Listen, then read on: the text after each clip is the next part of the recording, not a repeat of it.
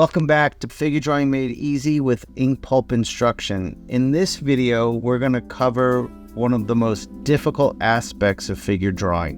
And I'm not talking about anatomy. While that is difficult, nailing this part can define the success of your drawing. What we're going to be dealing with today is using a simple tool of box forms and spherical forms to solve the problem of the torso and the hips.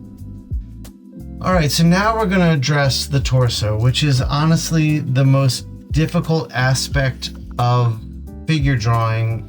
I know a lot of people say anatomy is, but you can get away with bad anatomy if you've got a really strong gesture and gesture shape. But what you can't get away with is good anatomy on top of a flawed gesture. So the reason the torso is so difficult is you're dealing with the spine and the core of the figure, and there's a lot of twisting going on and all sorts of stretching and compressing, which I'll get into in a minute. But the first thing I want to talk about is we have some simple tools to work with to help us figure out the torso area. And when looking at the figure, you can see there is some definite shifting in perspective as the spine moves downward and the figure twists. So we're going to really use these simple tools to tackle that. What are box forms and spherical forms, and why and how would you use them to help in figure drawing? So speaking of box forms and spherical forms, this really helps us with the torso. So if we can understand a simple box form in perspective and a simple spherical form built into the same shape,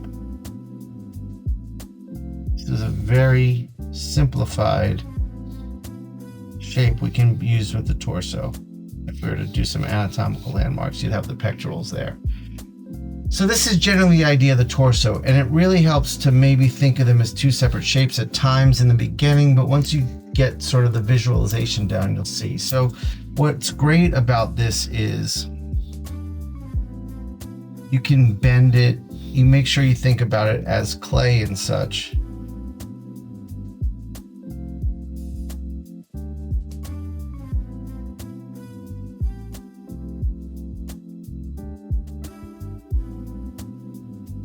So if we use our cross contours to follow the center line of the chest down and the spine on the backside, you can start to see you'd handle a complex twist in the torso.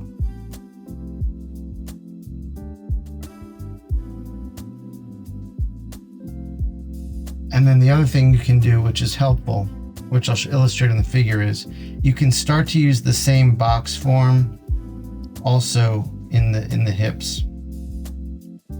Because if we come into this area, the hip girdle has these harder edges here. If we simplify the skeletal forms there, because we'll see points of the hip protruding in the anatomy. So let's apply this to our figure.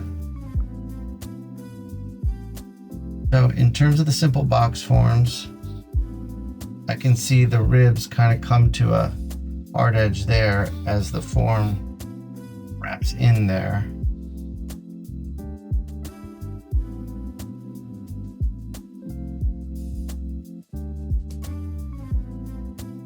So now I'm fleshing out the figure a bit, and I've got these simple forms to help me do so. If I stick to my cross contours and visualize from the photo and follow your center line down, you can see it disappears right around the lower abdomen at this point. And then it's in shadow, it's a little hard to see, but you can then see how the spine kind of comes through in the back. So that's the start of using box forms. Then we're going to add some perspective to it to help us solve the deeper problems. What is contrapposto? So contrapposto comes from a deep understanding of anatomy and balance. So the simple idea behind contrapposto is if we draw a figure just standing there, hips and legs, even with some loose rhythm to the movement, this figure feels very stiff. And that's not really how our body works. When we walk, things happen. When we balance, things happen. So contrapposto takes this idea and says, if we can figure out the angle the shoulders are moving, then we know the hips will move at the opposite angle. And what this does, it creates a more natural, balanced approach to being.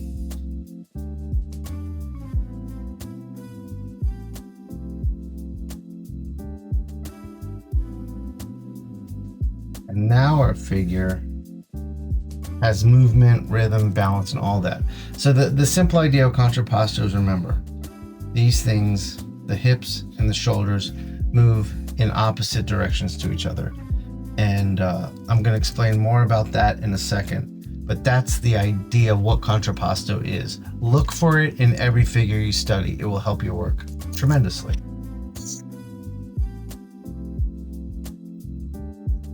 So what we've got here is a very dynamic figure. This is a ballet pose, a very dynamic pose, very atypical. But you can see the shoulders moving at this direction. And if we come into the hips, you can see the hips moving at that direction. So theory holds up and applies contrapposto. Look for it and apply it. What is stretch and compression? The other thing contrapposto successfully does, and this is kind of brilliant, is when you have these masses moving at opposite angles of each other, you create a compression on one side of the figure and a stretch on the other. And this is based on how our anatomy works. If you take an arm, just someone flexing an arm, this is a bicep flex, you create compression in here. This muscle pops up.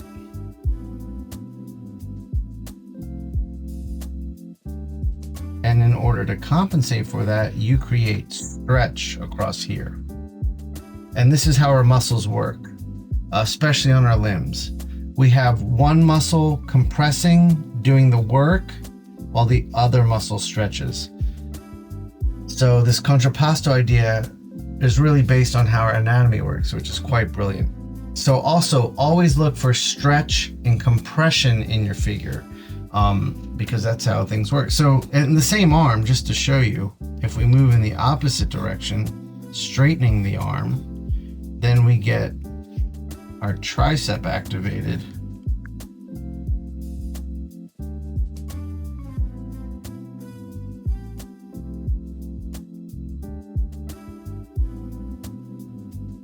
So we get a stretch across the bicep, stretch across the side of the forearm, and you get compression here because this is the muscle flexing, the tricep muscle. So look for stretch and compression. Now let's talk about that as applied to this figure. So you can see very clearly you've got a really dynamic stretch across this side of the figure. And then you've got a really dynamic compression on this side of the figure. And again, this is all tools for the torso, but look for that stretch, look for that compression. How do you handle a twist in the torso? So the last problem that torsos can really pose for us, aside from contrapposto, aside from stretch and compression, is the twist. And this is where these box forms really can come in and help you. So if you've got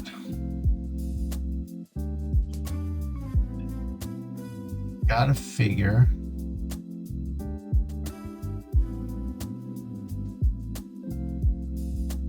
twisting in this direction,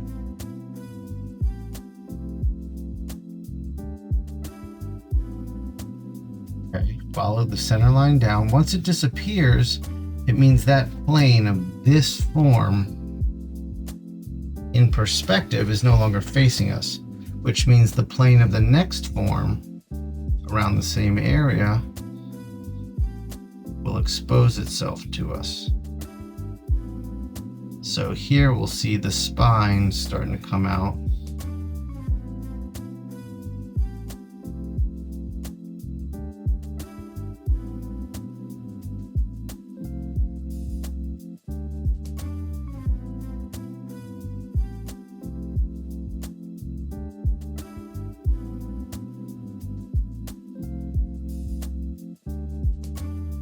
Solved a pretty difficult problem here.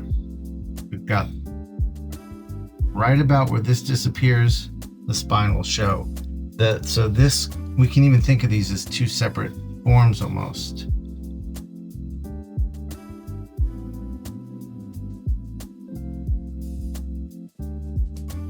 The hip girdle and the upper torso rectangular form or box form. So if you need to separate these shapes, you certainly can, but it's very easy to just, you get to a point and you see a lot of animators, they kind of call it a beanbag almost, where they just keep it really loose. So you get the same idea of this form, boom, boom, boom, boom. You got sort of the spine and glutes there, and the front of the chest box form there. So this is a really tough anatomical problem to address. The way to easily solve it is to get these simple shapes in place. And if you learn anything from these lessons, it's the simple shapes are really the most important aspects of it. These are great tools for problem solving.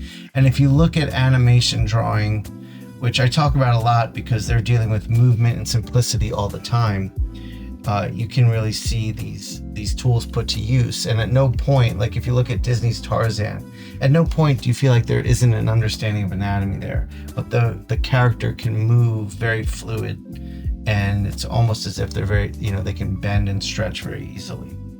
So that's sort of one aspect of dealing with the twist.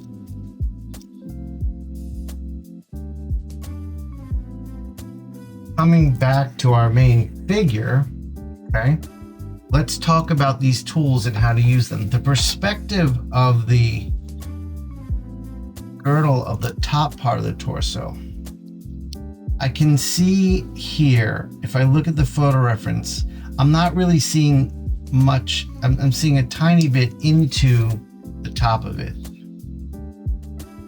in this phase, okay? And I've got a twist because here the center line disappears about here and reappears about there. So that twist really helps me. These tools really help me define that twist. And when you're gesture drawing, always adjust. So I can see the clavicles meet about here, which means the neck should extend from about there. And then back here, you can see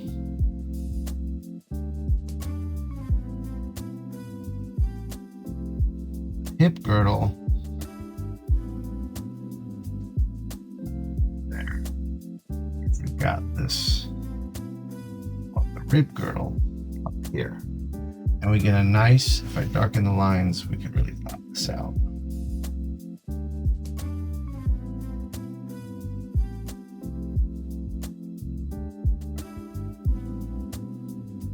Understanding of the twist. And what happens here is when all the compression comes in here, cross contours can kind of indicate that there's compression occurring. And if the model wasn't so heavily shadowed, you see creases in the skin there, because wherever there's compression, skin collects. Wherever there's stretch, it pulls.